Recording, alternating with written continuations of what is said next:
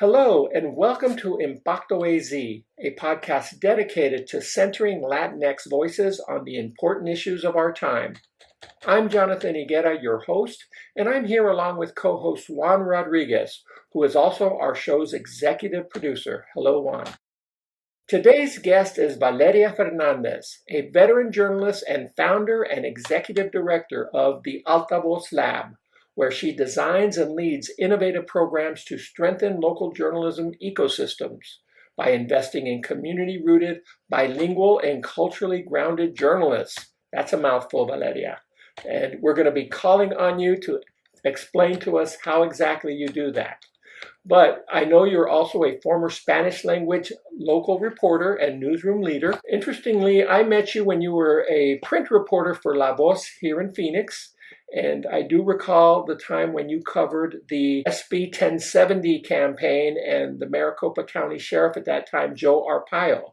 So I hope our conversation can dip into that today and talk a little bit about your memories of that. You do have a very full resume, and I'm hoping throughout this conversation things will come up that will give our viewers a good chance to see the breadth of your experience in journalism. So let's start out with what we've been talking about, Altavoz Lab. I gave a pretty long description of it, but please, in your words, tell us what it is and how it does it and what you've been doing lately.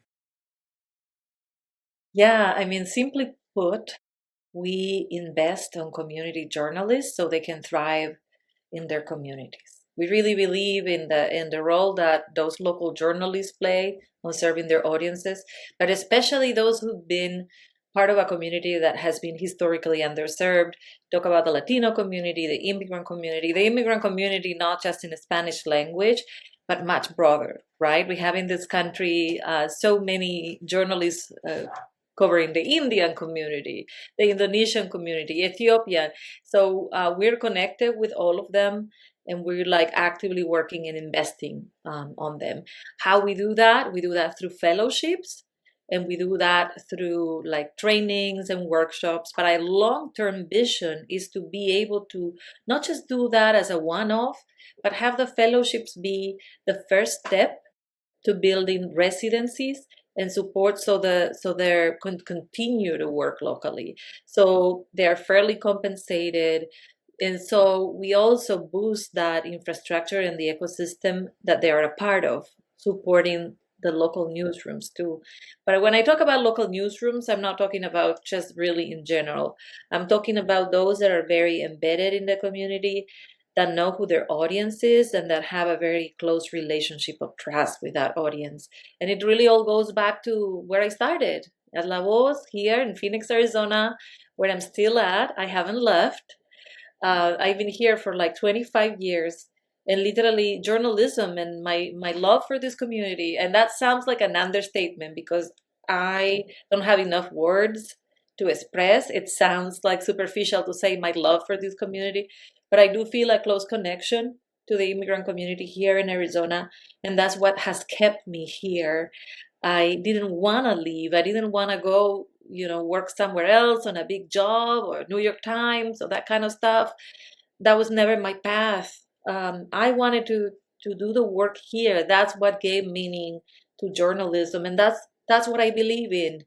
I believe that there's a lot of journalists that want to stay in their communities and do this kind of work, but they simply can't for a number of reasons. It's not just the funding, but it's also the environment and the lack of support. And oftentimes they have to transition. Let's go to work on PR or become a professor, which becoming a professor is wonderful, and I did it too. But what I'm saying is they still wish that they could be doing that local journalism. But in order for them to support their families, they had to move. They have to move from their role. And in my case, to raise two kids, it just wasn't sustainable anymore to be a reporter on the field from so many points of view. So I'm also drawing from my personal experience to what Altavoz Lab is. And it's definitely, I am rooted in Arizona. It's a really big picture across the country. If I show you the map, if you go to our website, you can see all the different communities in which we've been working, all the way to Puerto Rico, Washington State, uh, That's Wichita, wonderful. Kansas, Macon, Georgia. I always mispronounce Macon, Georgia. But like we've already been in 5 different regions, had 17 fellows since 2022, and we're about to add 9 more. Our new fellowship cohort is going to start in 2026. I hope I sort of answered the question. You did, No, yes. our description has been adapted, if you may, to the times in which we're living. But it's just simply put, we believe in investing on those community journalists, and we're looking at the human first. We're building from Okay. there. Other people are invested in the newsrooms. We're putting our money and our support on the journalists. So to dig into a little more to Altavoz Lab, is it a foundation? Is it a nonprofit? Do they Yeah, give grants? How do yeah. you do this? We operate as a nonprofit under a fiscal sponsorship. We're probably on our way of becoming a nonprofit ourselves, but we basically work as a nonprofit. It's not a venture to make money. And what we do is fellowship. So we extend stipends. Right Hmm. now, we're going to have about 9 fellows, like I was saying, each of them to be very specific, they get $8,000 to work on a project. And Hmm. on top of that, the organization that works with them gets $3,000 to be put towards the community engagement. Oh, Additionally, we pair them with a mentor. And these mentors are amazing people. I'm talking hmm. about Monica Ortiz Uribe in El Paso. I'm talking Perla Treviso that now works for ProPublica. I'm talking Rooks Guidi in Tucson, Arizona, Hmm. who is our audience engagement coach. Hmm. So, and I am like forgetting the long list. You Hmm. can go to the website. These are like people that really believe in You passing the give them a knowledge. stipend as well to be the They mentors to gotta these get paid. younger journalists? Everybody gets paid. Okay. Yeah. If Oh, you're wow. Pretty interested, amazing. we can talk in the future. I'm always looking for mentors. Yeah, they get paid. We also believe that this is not volunteering. Hmm. It's all great if you can volunteer. However, we understand these are working professionals and they're Hmm. taking time, and it's hard to book them really. I've Hmm. been lobbying for some of them for years to get them to be mentors because they have so many commitments, working on investigations, but they're doing it because they love it, but they still should be compensated. And Um, who brings the story ideas that they work on? Does that come from the younger journalists, or is it a collaboration between you and the mentor and the journalist, younger yeah, journalist? Where do those ideas come from? And tell us a little bit about some of the ones that you're most proud of. yeah, absolutely. So they apply to the fellowship with a story that they want to do for their community, right? So the mentorship and the growth and all of that happens through a concrete project, but it's something that they want to do, the community wants to see happen, and we want to see sort of the idea coming from that relationship and not being like I, as a journalist, sat on my desk and I thought this would be a good thing to do. So when they apply, we ask specifically what type of relationship you have with your audience, how this idea came about. Do you live there? We're not looking for people to parachute, right? And Hmm. so we are there to support them in accomplishing that story, that reporting, that project, that engagement, but we're not there to decide editorially. Obviously, we're going to hold them to high standards. We're going to guide them. We're going to help them narrow the scope of the story and all of those good things, give them tools, sources, ways to go about it, especially these days, which is difficult, to get through for a number of reasons. And and after that, they publish their project, right, with the support that we give. But it's them, it's theirs, and that story needs to go to the community that is impacted. It needs to Okay. stay there. It's So got to be unlike distributed. Yes. yeah, unlike other fellowships, like you have the New York Times Fellowship. Oh, it's great. It's a dream come true for a local reporter. However, the story is meant to be published in the New York Times. We want the story published here in Connect, Arizona. We want the story to be published in La Esquina de Texas. We want people to pick up the newspaper or go to, the app in their phone or their WhatsApp and get it from someone they trust locally. So Okay. that's why we're so invested. I can't say enough, but that's in that way we're very different. What was your other question? You had Tell another us about some projects that have been published that you were proud of. Yeah, I mean, there is so much. There is so Yeah. much, and it's different. Journalism is changing They too. all become your baby after you work with them and push it through. They're all your favorites, I imagine. Yeah, I mean, But if you go to our website, altavozlab.com, you can see some of these examples. Our fellow, Jose Luis Castillo, he's in Houston, Texas. He just finished a 3-part series investigation in Spanish that looks at this land developer called Terrenos Houston, in this whole unincorporated area where basically they were selling lots where people were bringing trailers, but it's a little bit like predatory lending meets landlord type of stuff, hmm hmm and so that whole area was the subject of an investigation from the Department of Justice, which I think gave more teeth to what he could do. Oh, But he did this 3-part series exploring also the intersection of that bad situation with people losing their homes also because of their immigration status, plus plus an entire crackdown on that area. So people bought their homes. It was not what they were promised. The conditions were bad. They couldn't keep up with the debt. And then on top of that, the entire community was painted as a community that was full of criminals. It was hmm targeted by immigration enforcement. People lost whatever investments they had. So he, in this 3-part series, pieces it all together, how it happened, what people That can sounds do. like a good series. And Yes, it's that's in just the kind of Spanish. thing. Yeah, and if you know, Univision just like really cut down on the number of people that they had on their digital desk for investigations. So it's so important to see this type of investigative journalism happen in Spanish. Jose Luis comes from a background on TV. He used to be here in Arizona, and not I didn't met him, but she happened to be here. And he did a hmm lot on the consumer side of things. So a lot of the hmm reporting he does is driven by people calling and say, this happened, and he Oh, gets involved.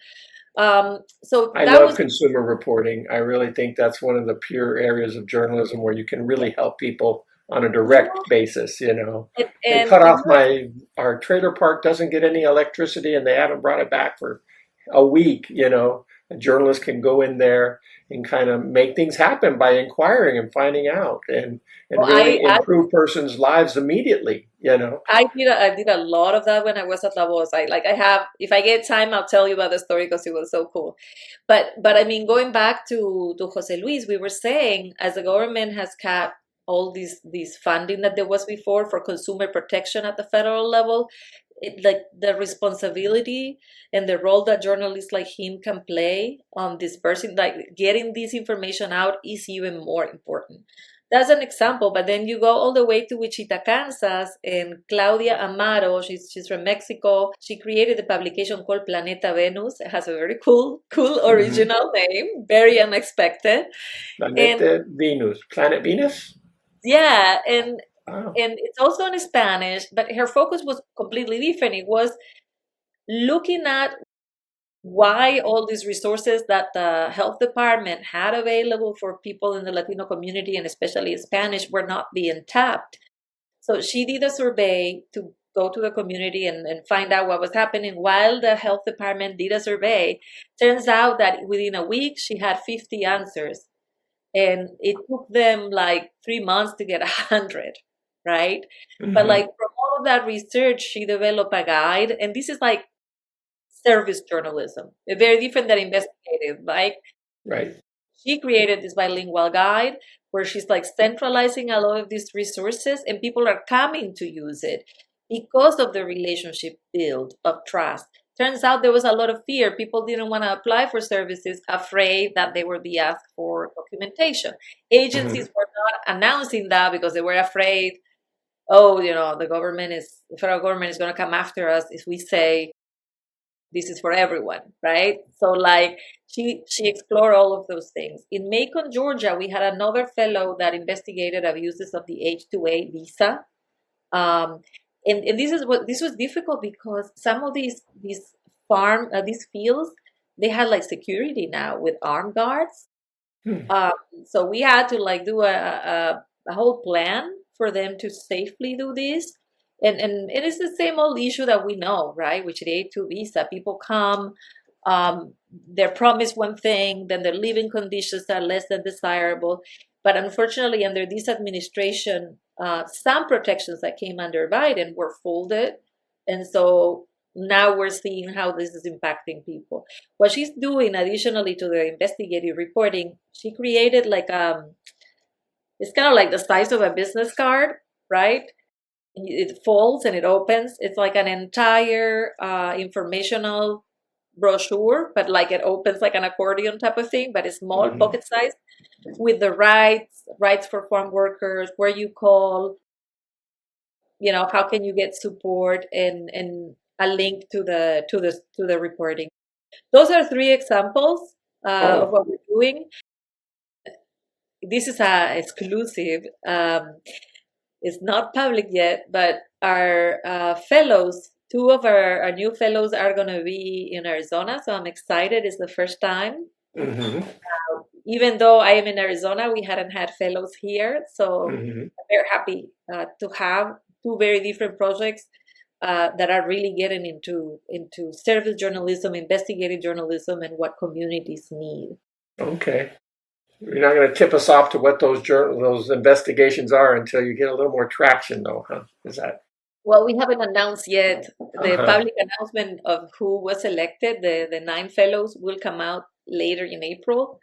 Right now, I'm very busy sending them their contracts and sending them Uh-huh. all the things about our fellowship, all the administrative, non-glamorous. What a beautiful way to continue your journalism career. As you mentioned before, you now have two young children. And so being a street reporter and being ready to go with your backpack to get to the scene of a disaster or whatever the story calls for isn't as feasible, isn't as sustainable for you anymore. But you're continuing to have your hand and mind and involved in doing the kind of impactful journalism that makes our democracy better, makes our communities better. So what a nice transition that is. I wish all journalists wish they could make some kind of transition like that when their days of being in the street might be limited. Um, but I'm thinking of Maria Elena Salinas, who gave a wonderful speech at the Cronkite Awards a couple of weeks ago, and the years she must have put in being on assignment. Even though she was an anchor, they did send him out on a lot of assignments, and it did sound like it was a hardship both for her and Jorge. But of course, it was a sacrifice they wanted to make. So one other thing, I'm going to transition a little here. Good to know more about Altavoz. I know you were also the editor of Palabra, which is the freelance writing project of the National Association of Hispanic Journalists. And that also is something that supports and encourages independent journalism and freelance journalism. So just quickly on that, tell us a little bit about what you did there, and hopefully that continues even though you're no longer the editor. Yeah, I was actually talking to the new deputy director of NHA this morning, Gilbert Bailon, and we Mm-hmm. were talking about Palabra. We were having a meeting, and it sounds like he has really great stuff on the works for Palabra. We needed someone in leadership, to complement what Palabra could do at the editorial level. It's a beautiful project, and as you know, the co-founder Ricardo Sandoval Palos, really meaningful mentor to me, had a beautiful idea. Let's just build our own table. Okay, yeah, we need more journalism and news, but what about if we have a table for us Latinos to be producing this work? And being a freelancer is really tough. Unfortunately, I've been a freelancer for such a long time.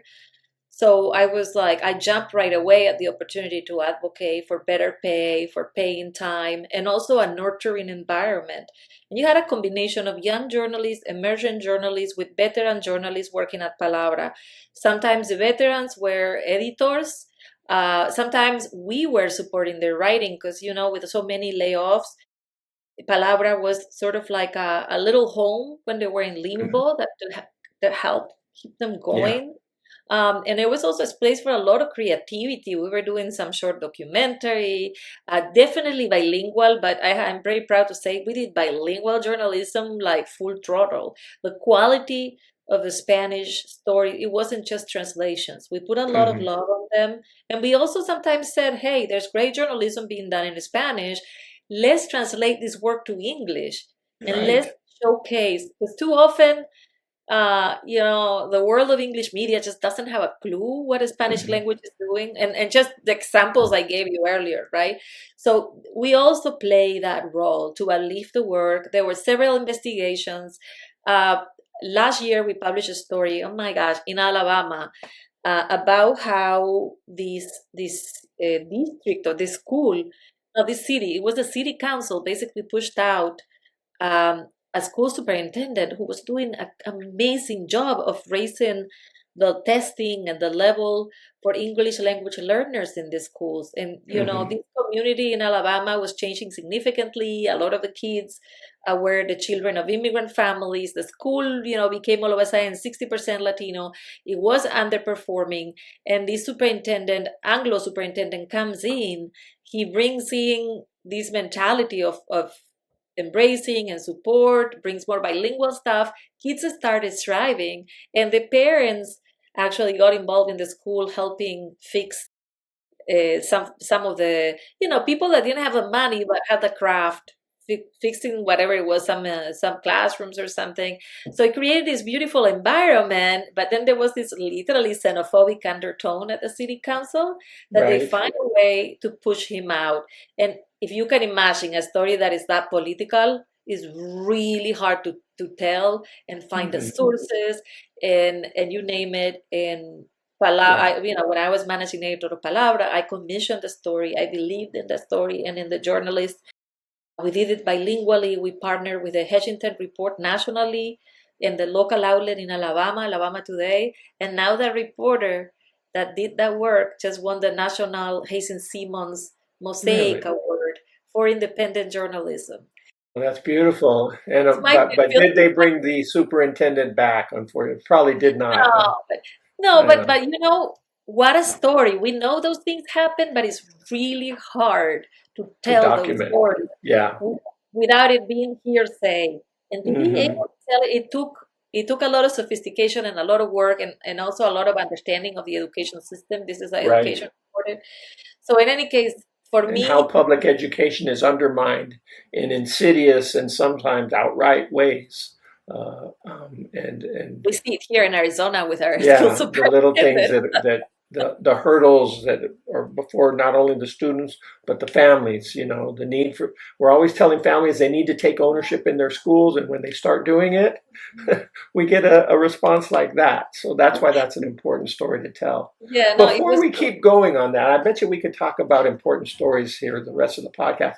But I want our viewers to get a chance to know you a little bit more. We give all our guests a chance to talk a little bit about themselves and kind of their origin story, where you were born, where you were raised, what were some of the important things in life that led you to the path you've taken and where you've ended up today. So I want our viewers to know that about you too as well, Valeria. So why don't you do that? Why don't you take a little bit of time to tell us a little bit about yourself?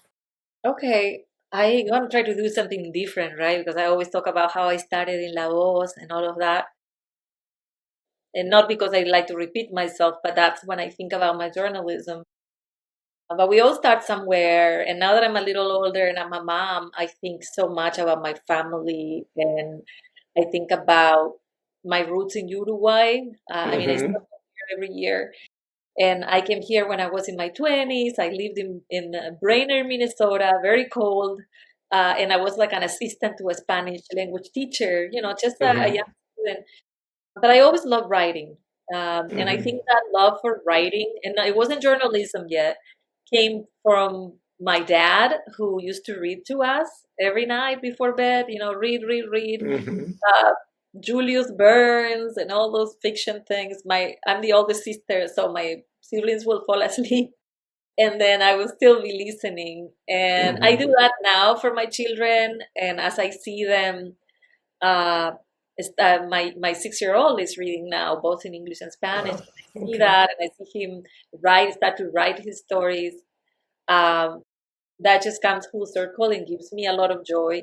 And I feel that even though it wasn't journalism, it was kind of like my first entry into Mm-hmm. that. So, I was very young. Ever since Yeah. then, because of all the books, I have a lot of books here. I love bookshelves and libraries and Hmm. bookstores. That to me, if heaven was a place, it would be a library. Uh, that's Yeah, that's just that's your that's how I orientation, of course.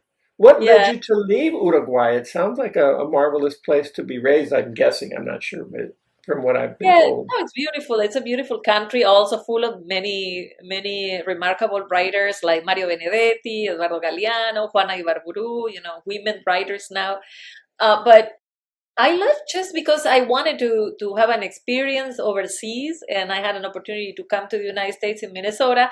And then you know what I mean. You're young, and I fell in love, and my boyfriend lived all the way in Arizona, and so that's how I landed in Arizona. I Okay. and then connecting back to the books, all I had at I was 20. When I was 20, it was books. That was all. So I packed all of those in my suitcase. It was pretty heavy, and moved to Arizona and started. I had to start completely from scratch with no family, a visa, like just Hmm. like a visa that expired.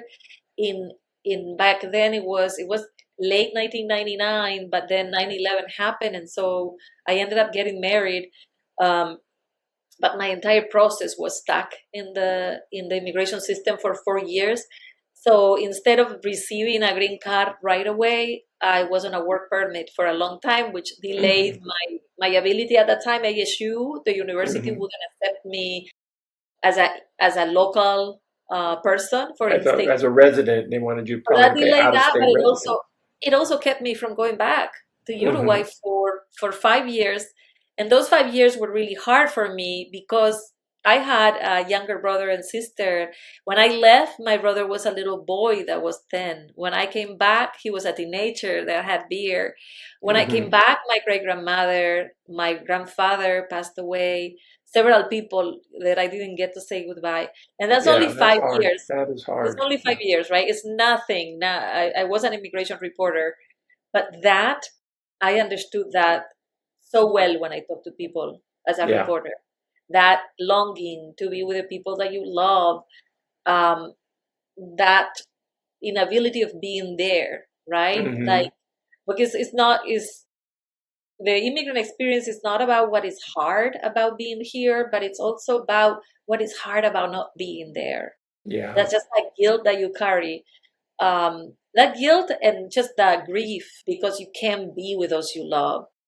And I do remember a time, I can't tell you if it was 20 years ago or 30 years ago, when even our undocumented residents here in Arizona could go home when they needed to and find their way back. And, whether it was for the holidays or an emergency. And I don't know exactly the year that stopped, pardon me, but there was a time when they said, if I go over there, I may never get back. I can't go. And that really cut off those relations um, to a large extent. And that's a very sad thing when you can't be there when your grandmother dies or attend her funeral or as you said, your little brother goes from a youngster to having a beard. So I'm glad you have that sensitivity to that, and it's not something we all have because we all didn't experience it. But times have changed. Times have Well, changed drastically. I also think that I am very aware of my privilege and in all of these, like all the stories that I have heard, like that I carry in me from all the people that I've interviewed, which is many, many, many, and especially immigrants. I have never really thought a whole lot about my own story. I know I have learned it doesn't matter the scope. We all carry grief. You can never compare the experiences. However, when I think about what some people have to endure, it makes what happened to be a breeze, and being aware of your own privilege as an immigrant, for a number of different reasons. Like I spoke English when I came here. That really helped me. My parents forced me to take English classes. I came from a family that we were not wealthy, and I know they were paying and making that effort, but they thought it was important. So thanks to that, that kind of opened up things a little faster for me. in the United States, but definitely I know when I started in journalism, I didn't know anyone, and I wasn't. I always joke that the daughter of my bosses, now her name is Elvira Espinosa and Luis Manuel Ortiz. Their name was Valeria, and I thought that almost like was like one more thing in my favor because I Any had edge you can get, yes. yeah, I had nothing Yeah. like no reference like that I could put, especially what are you gonna have when you're like 25 years old, but you don't have credit either. I remember Yeah. how long it took for me to build credit. You know, what comes Hmm. first, the chicken or the egg? You have no credit, no one gives you credit. You Yeah. can't buy a car, you know. And so it's all of those things. And then we didn't have WhatsApp at that time. You know, I'm like old enough that it was expensive. You spend all your money on those calling cards and you Hmm. long for your family. Now I can see my family, just pick up the phone, and it has changed things a And you can lot. see them, FaceTime or Google Meet or Yes. whatever your choice of Yeah. By back social then, media. I missed them. I missed them so much. I used to like close my eyes when I drove on the one-on-one because I live by the beach, so I could see Hmm. the ocean. And so at night it looked dark and you could see a few little lights, especially on the one-on-one where it's all desert.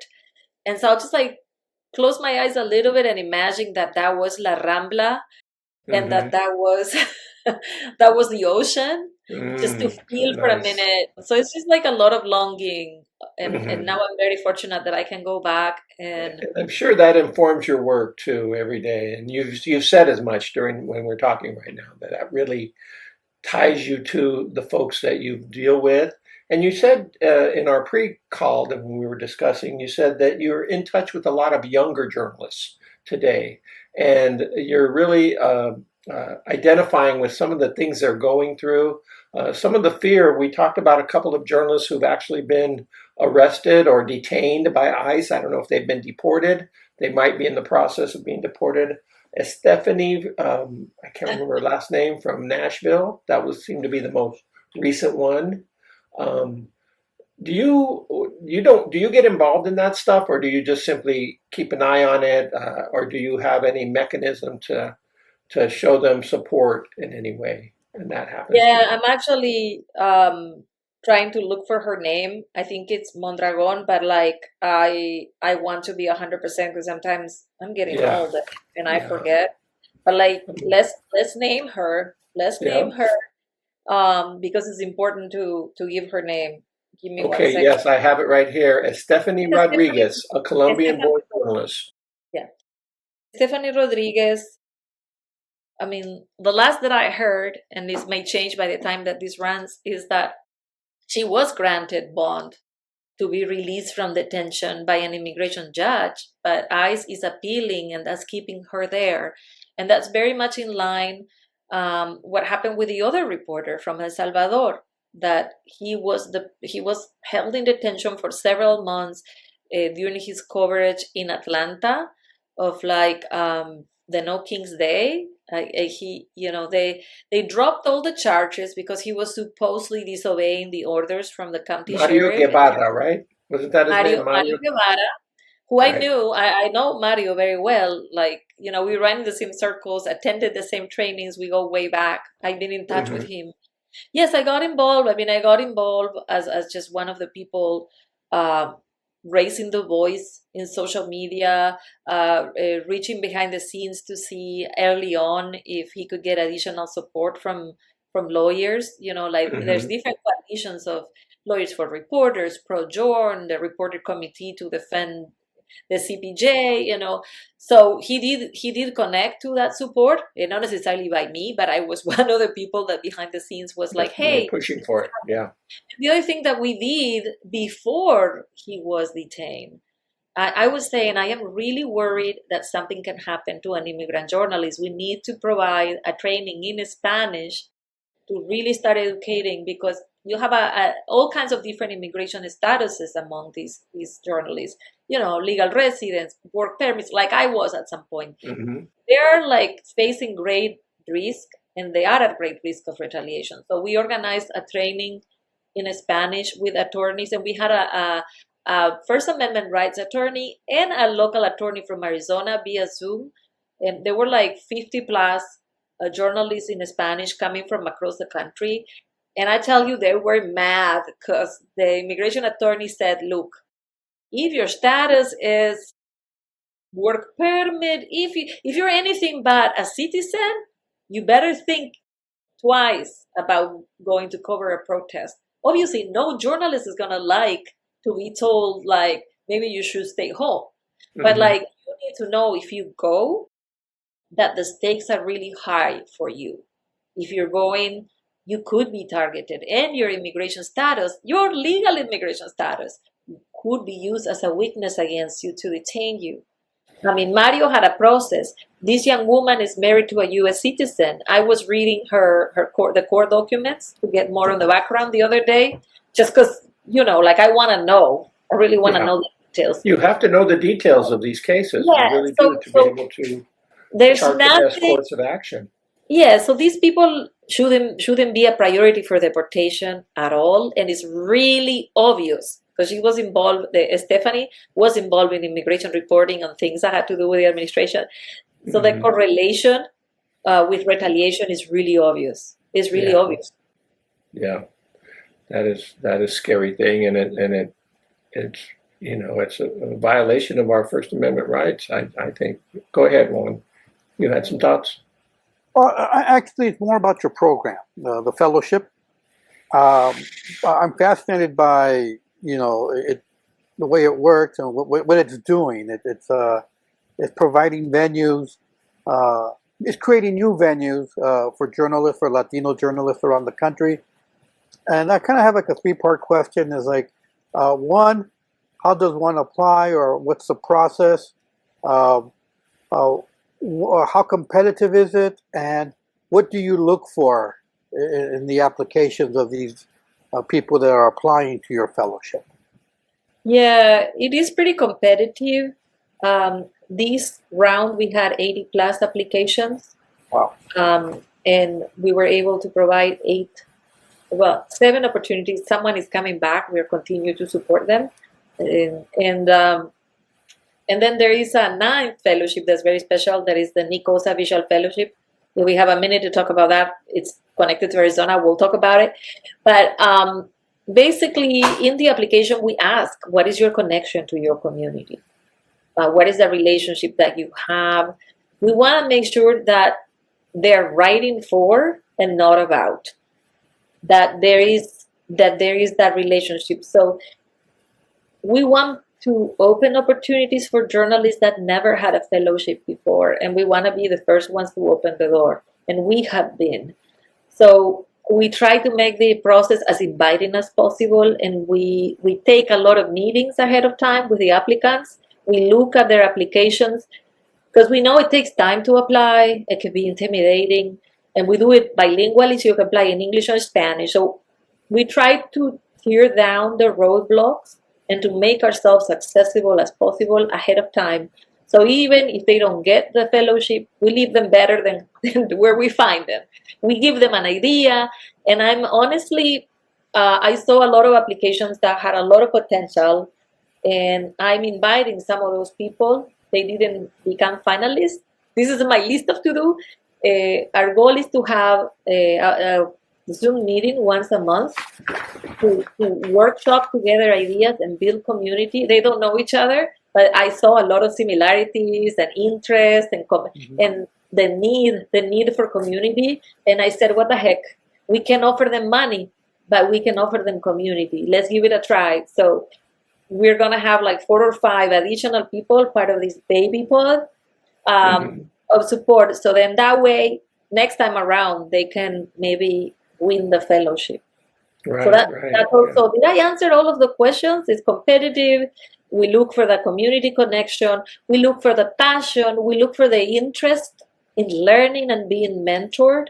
We're not looking for people that say that they have it all figured out. So you have to be willing to be a little vulnerable. You are going to have people that are amazing out there, and they're wondering why in the world they didn't get the fellowship. And sometimes when the decision boils down to what big difference can we make here, Like you're already on your way, but this person needs a push. So we're usually gonna, with our fellowship, we're gonna side on the person that needs a push. I don't think it's the way it works in other applications, because I have applied. The more fellowships you got, the more they give you. They like judges like to see that. Oh, look, this person's been vetted. Oh, they're good. Look at all the stuff they got. We say no one's better on this person yet. Let's be the first ones, because we see that there is a potential. We see the passion, and they also have a good idea. And we ask for references and work samples too. But that's one of the very important factors. And also we look at the geography. Like Arizona is a place that has a lot of great journalism but could use more support. Kansas, Georgia, certain areas of Philadelphia, New Mexico. New Mexico needs a lot of support. So we are looking about all of those factors in making the decision. It's hard. It's really hard. And you see, the 80 applications, I see, my God, these journalists, like, they care. For those that don't believe in journalism, there's a lot of journalists out there that care deeply. And that's what I saw in all those 80 that I read. Listening to your description of the hiring process that you go through there, of the selection process, kind of brought me back to my days when I was the editor of the Hispanic Link Weekly Report in Washington, D.C. in the mid-90s, because we brought interns in from around the country. They were the heart and soul of the Link. They're the ones who went out and covered all the stories. And it sometimes could be a little bit unorthodox hiring style, because, yes, we wanted to see good writing and references and all the things you normally look for. But we were also looking at potential and courage. I remember we hired one young man who had written a story at his high school that was kind of negative against his high school football team. Maybe they were getting passed along, and he became a target of the high school football team. So he was getting bullied. And that was a deciding factor when we chose him for this internship in Washington, D.C. And so sometimes it wasn't always solely based on who had the most pristine resume and writing clips even. I mean, we were looking for potential too. So that was interesting. And I say that knowing full well I was turned down by one of their fellowships early on in my career. But later I became the editor of it and learned how they made those decisions. I know. I mean, it's gonna depend so much on the spirit and the mission of the place that's hiring. Yeah. Like I was a reference for someone for a job. They were a finalist, and they were asking me, "Is this person, how good do they take feedback?" And I was like, "Oh, I know exactly what you're talking about as an editor, because now that I'm an editor, I've seen what happens when people don't take feedback good." But I was like, "Look, I wouldn't be here if this person wasn't super good." Like, they are good. They take feedback really well and they run with it. But yeah, that's we say we want to be a fellowship for the underdogs. Beautiful. Juan? Well, when is the next round of applicants, and how do they apply?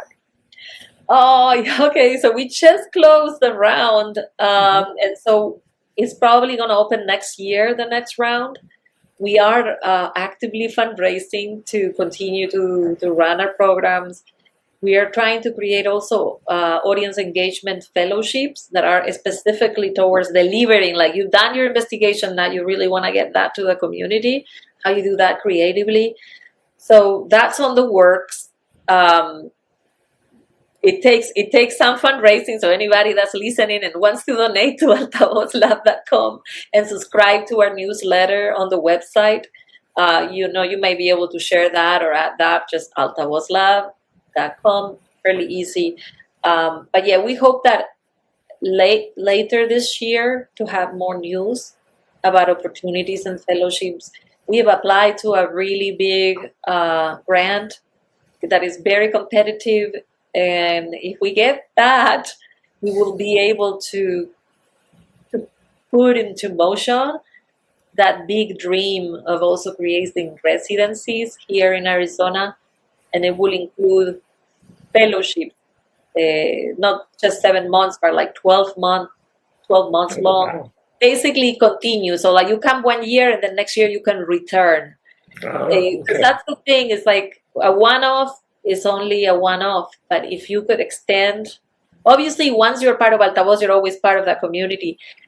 But what else can we do to continue to invest on your career? And Right. that, sometimes that takes the money. It does Okay. take the money. It does. And man, this has been such a good discussion. I kind of lost track of time, and I think we're kind of running up against our time limit here. Not that we have a hard, fast time limit, but we do try to keep these things to a reasonable length. And so is there any last thoughts, Valeria, that you'd like to share with us? Or Juan, if you have any last thoughts before we wrap this up? Well, for me, for us here at Impacto Arizona, please get back to us when the round opens up. We'd love to share that information with our viewers. Right. Yeah, absolutely. We'll keep you posted. Thank you so much for this opportunity. And I guess like final words, I've been saying this everywhere. We experienced some pretty hard times here in Arizona, especially Latino journalists back in the day with SB 1070, with all the anti-immigrant legislation that we saw in our state. I think that And we gave us. didn't even cover your role in covering that for La Voz when Maricopa County Sheriff Joe Arpaio was doing similar things to what ICE is doing now. And I'm Yeah, sorry we didn't talk about that, no, that's because that was okay. I mean, important. that's okay. I mean, I know you mentioned earlier. Yeah, I did a lot of reporting about that. But I guess I wanted to say that from that experience on covering something that was so intense. If people, there were raids happening in their neighborhoods. There were volunteers that had guns that were dressed like sheriff deputies. They had like fake driver's license plates from Mexico, pulling people, right around Ford when they're like picking up the kids from school. And you see them dressed, in their work uniforms, like literally, like I was there to witness all of that. And it felt so urgent that you could not detach Saturday or Sunday. You were always thinking about it because it was, how could this be happening in my community, right?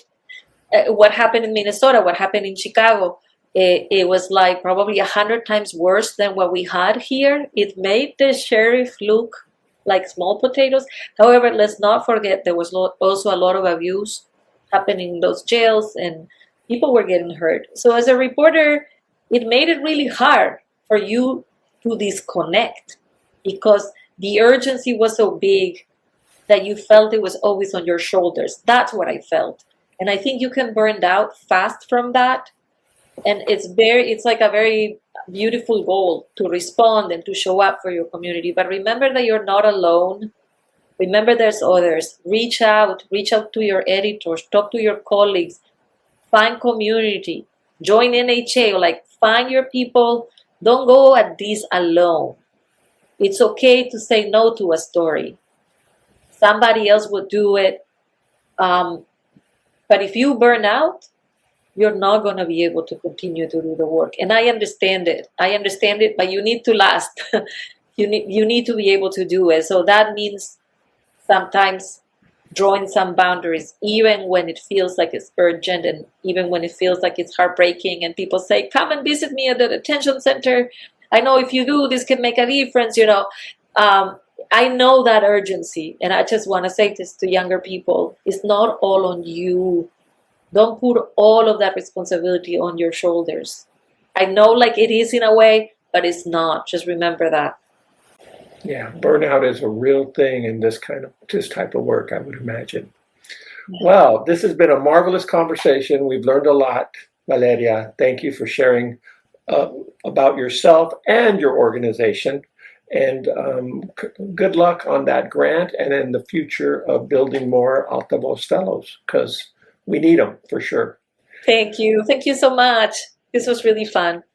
So with that, I would just like to say thank you for tuning in to this episode of Impacto AZ.